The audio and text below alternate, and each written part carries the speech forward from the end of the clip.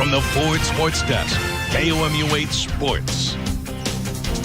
Good morning, everyone. At the beginning of this year, it was unclear if Michael Sam would even start at defensive end for Missouri.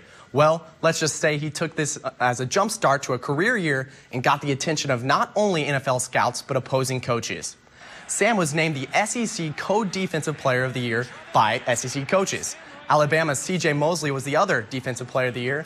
Sam led the SEC in sacks with 10.5 and tackles for loss with 18.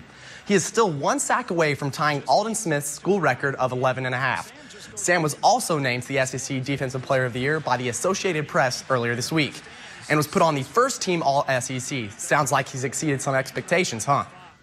And speaking of silencing critics, Tiger head coach Gary Pinkel joined the award parade yesterday with a Regional Coach of the Year award. Pinkel's Tigers have come a long way from their 5-7 record. The 2013 Tigers won 11 games and the SEC East title.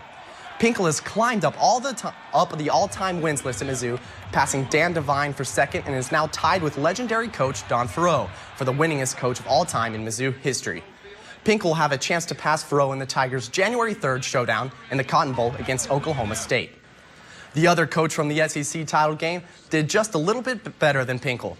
Again, Auburn coach Gus Malzahn was named the Home Depot NCAA Coach of the Year. Malzahn's Tigers also turned the corner this year.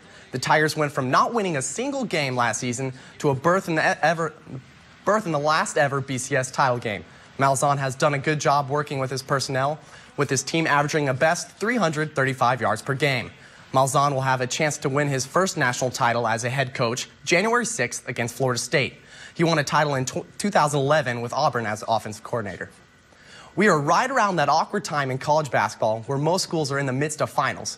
So not a whole lot of basketball going on this week, but it's killing Missouri's momentum. Coming off 2 quality wins over West Virginia and nationally ranked UCLA, the Tigers are 9-0, ranked 24th in the AP poll this week. The Tigers' next game isn't until Sunday when they take on the Western Michigan Broncos. And some think that it's killing Missouri's momentum, but Frank Haith says it's a way for the team to prepare for the end of non-conference play.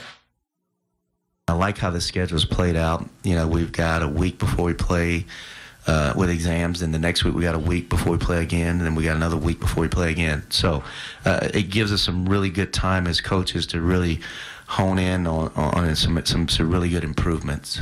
I'm a freshman, so I don't really understand. Like, this is my first time going through this, so I'm just going with the flow. I'm just continuing to work hard each and every day, and when we play. We just gotta get out there and just grind. And that's sports.